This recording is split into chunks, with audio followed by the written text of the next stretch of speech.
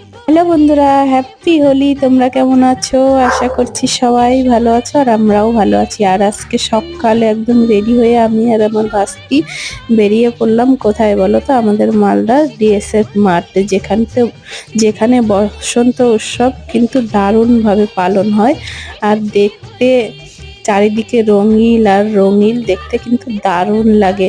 তো সবাই একসঙ্গে বসন্ত উৎসবে আনন্দ করলাম, রং খেললাম। এই দিনটার জন্য আমাদের মালদার অনেকেই কিন্তু অপেক্ষা করে থাকে। তো এখানে হচ্ছে সাংস্কৃতিক অনুষ্ঠান, নাচ গান, সব ধরনের অনুষ্ঠান এখানে হয় বসন্ত উৎসবে। তো সেই জন্যই চলে এসেছি সকাল সকাল, একদম 8টার মধ্যে পৌঁছে গেছি মাঠে।